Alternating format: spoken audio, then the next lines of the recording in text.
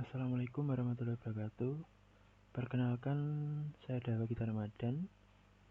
Di sini sekilas saya akan menjelaskan kembali tentang keamanan cloud computing yang sebelumnya sudah disampaikan oleh kelompok 1 yang beranggotakan Dimas Afrilian Purnama, Ervani Septa Prawarisanto, Hadafi Rasis Al-Hasmi, dan juga Muhammad Alifuddin. Langsung saja ke bagian perkenalan tentang cloud computing. Diartikan sebagai teknologi yang memanfaatkan internet sebagai resource atau penyimpanan dengan pusat server virtual atau berada di dalam internet. Cloud computing menjadi tren di kalangan praktisi IT dalam menggali potensi di kalangan masyarakat. Namun terdapat beberapa isu keamanan yang muncul dari cloud computing, salah satunya pencurian data. Salah satu aspek yang dimanfaatkan dalam keamanan data autentifikasi dan otorisasi adalah teknologi single on sync, yang aksesnya hanya menggunakan satu akun pengguna, dan mungkin di luar sana masih terdapat banyak teknologi seperti ini. Berlanjut ke faktor-faktor keamanan pada cloud computing, yang pertama ada struktur, lalu ada transport format, lalu metode transmisi, dan terakhir perhitungan keamanan yang mendukung integrity, availability, dan juga autentifikasi.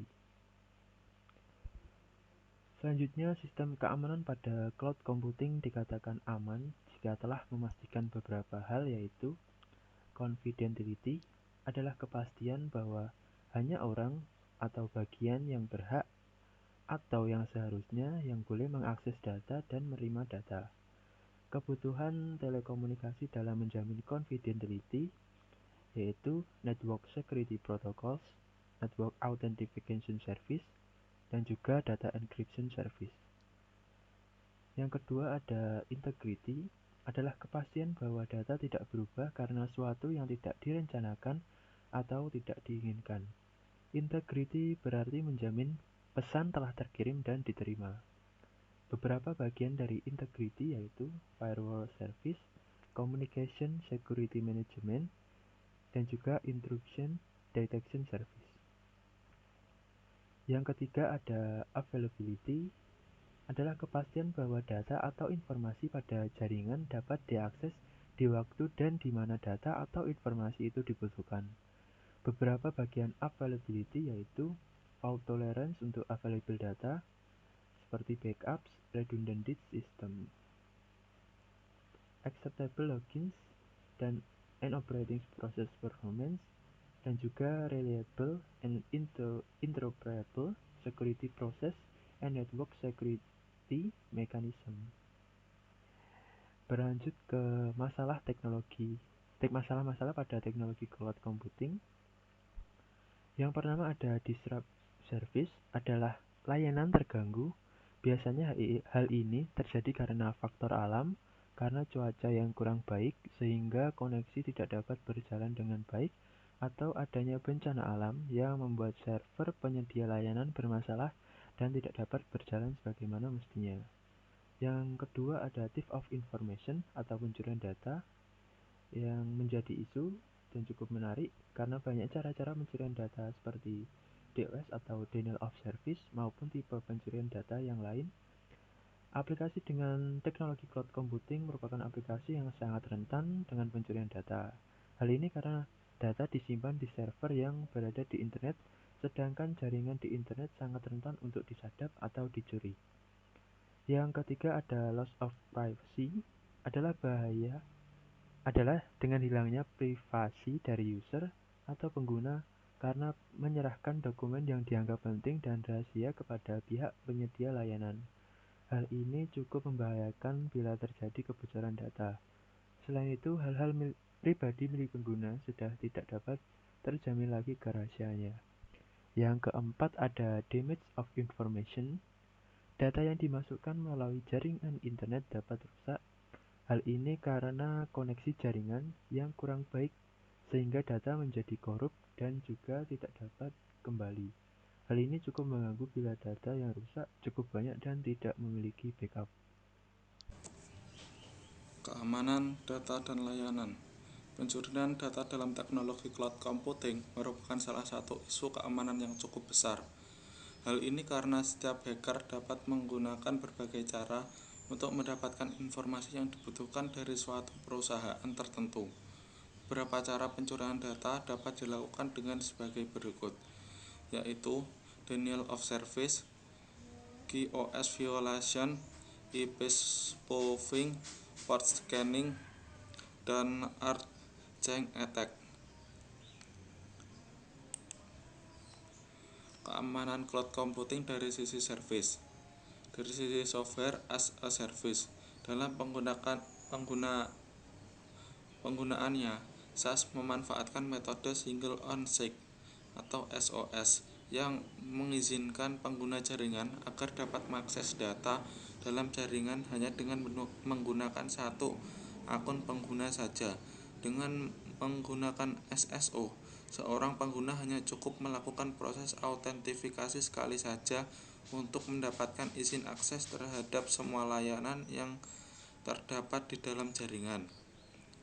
Menggunakan platform as a service. PaaS menawarkan platform yang kita butuhkan untuk membuat aplikasi-aplikasi.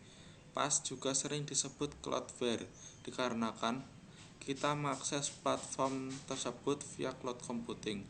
Sistem PaaS terbagi menjadi 3, yaitu fasilitas pengembangan add-on. Sistem ini akan menawarkan beberapa aplikasi PaaS yang bisa dikustomisasi oleh user.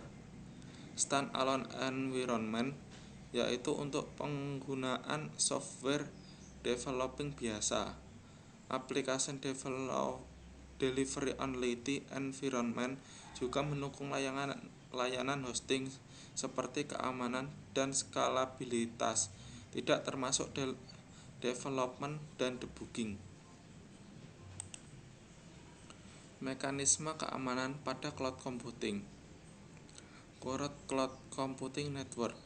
Cloud computing yang diimplementasikan saat ini berbasis address based karena bekerja pada jaringan internet yang menggunakan IP address sebagai sarana berkomunikasi. Seperti terlihat pada gambar 3, setiap perangkat yang terhubung pada cloud computing memiliki IP address masing-masing, sehingga apabila seorang user ingin menghubungkan sebuah server terdapat di dalam cloud, user tersebut harus menghubungkan IP address dari server tersebut. Contoh penerapan yaitu pada VPN, Virtual Private Network, pada firewall dan konfigurasi cloud computing.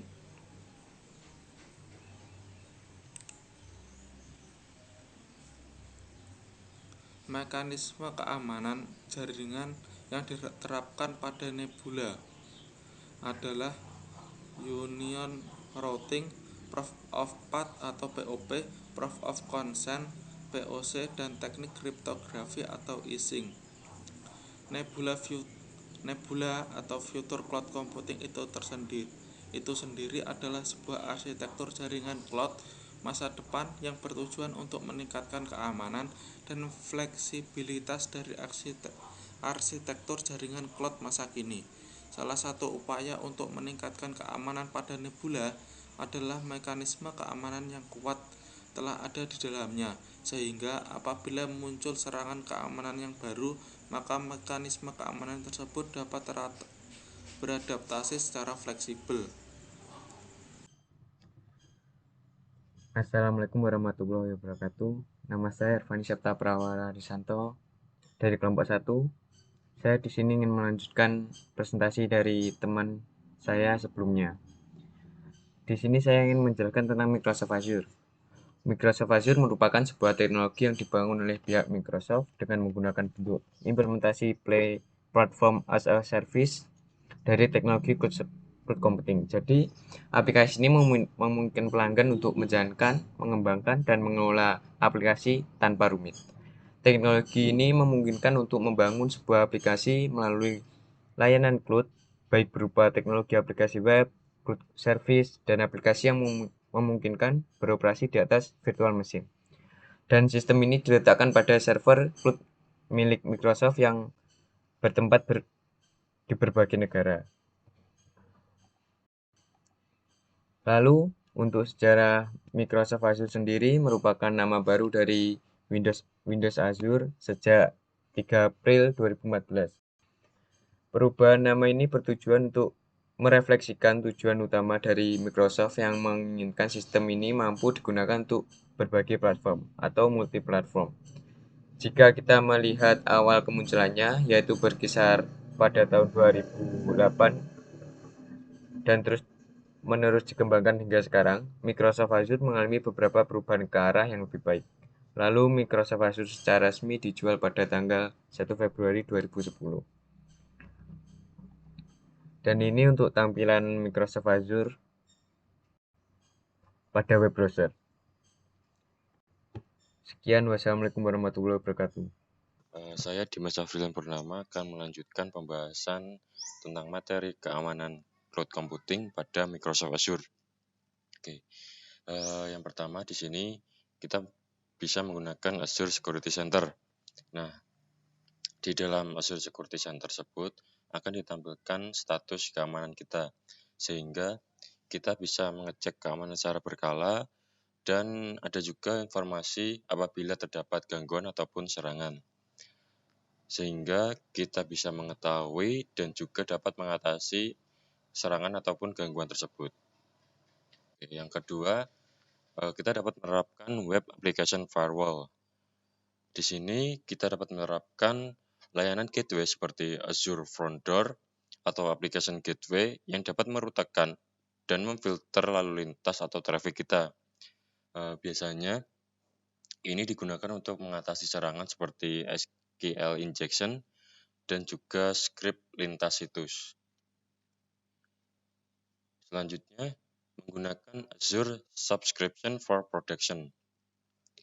Di sini kita mengimplementasikan RBAC atau dalam bahasa Indonesianya kontrol akses berbasis peran, yang mana untuk mengontrol siapa saja yang dapat memiliki akses terhadap resource kita, sehingga tidak sembarangan orang, tidak semua orang dapat mengakses sumber daya atau resource kita. Yang keempat, melindungi kerahasiaan aplikasi. Nah, kita tidak bisa menyimpan rahasia aplikasi kita seperti API cache dan string connection ke dalam kode aplikasi yang mana setiap orang ataupun setiap pengembang dapat melihatnya. Kita simpan di tempat yang sentral dalam Microsoft Azure, yaitu pada Azure Key Vault, sehingga rahasia aplikasi kita dapat terlindungi. Sekian, terima kasih. Assalamualaikum warahmatullahi wabarakatuh. Saya Davi Rasa Salasmi. Di sini saya akan melanjutkan presentasi. Nomor 5, membatasi akses terhadap virtual machine. Biasanya, untuk menghubungkan ke virtual machine Windows Azure, Anda akan menggunakan RDP atau SSH. Sedangkan membuka RDP atau SSH akan membuat kerentanan pada keamanan. Lalu, solusinya Anda dapat mendisablekan port RDP atau SSH virtual machine dengan memilih non-public inbound port. Kemudian, Anda dapat menggunakan Azure Bastion, karena ketika Anda menggunakan Azure Bastion untuk menghubungkan ke virtual machine, Anda tidak perlu menggunakan IP public address. Selanjutnya, nomor 6, membatasi akses terhadap database. Di Windows Azure, Anda dapat mengkonfigurasikan firewall, dan firewall ini dapat aktif secara otomatis. Anda juga bisa memblok IP yang tidak Anda izinkan di database Anda. Selanjutnya, di Windows Azure terdapat Azure Private Link, yang mana dapat memberikan Anda keamanan lebih untuk menghubungkan Anda ke database. Nomor 7, enkripsi data saat istirahat dan dalam penerbangan. Dengan transparan data encryption, yang mana Windows Azure akan mengelola encryption data Anda, dan transparan data encryption ini akan aktif secara otomatis. Fitur ini juga terdapat di Azure SQL dan PostgreSQL. Transparan flag security yang akan mengamankan data Anda saat pengiriman data atau transfer data. Fitur ini akan aktif secara otomatis, dan Anda juga bisa menonaktifkan sendiri. Sekian, wassalamualaikum warahmatullahi wabarakatuh. Selanjutnya, saya akan menjawab pertanyaan yang telah diajukan oleh kelompok lain. Ini dari kelompok 2. Pada arsitektur keamanan dengan nebula, apabila terjadi serangan keamanan, maka mekanisme serangannya dapat beradaptasi secara fleksibel.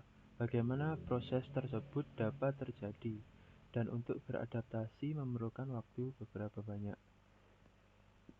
Jadi, secara mekanisme terdapat 4 keamanan inti dari nebula. Yang pertama ada onion routing, yaitu teknik penyembuhan IP. Yang kedua ada proof of faith, yaitu memastikan jalur data terautentikasi. Yang ketiga ada proof of consent, yaitu memastikan user terautentikasi.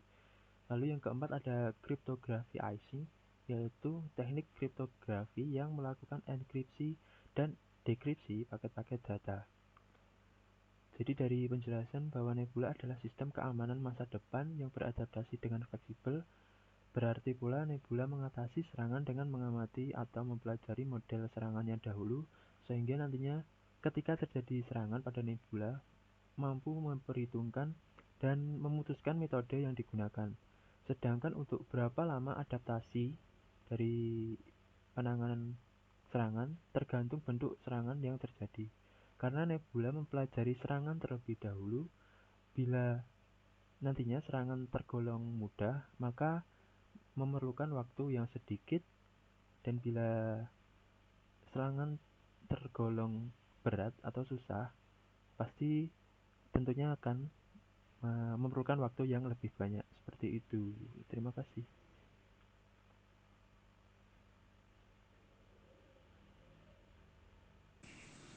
Saya akan menjawab pertanyaan dari Riano dari kelompok 5. Apa kelebihan dan kekurangan dari Microsoft Azure dibandingkan dengan sistem keamanan cloud lain?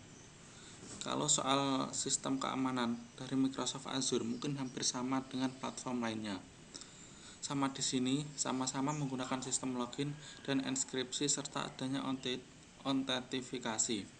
Saya akan menjelaskan kelebihan dan kekurangan dari platform Microsoft Azure.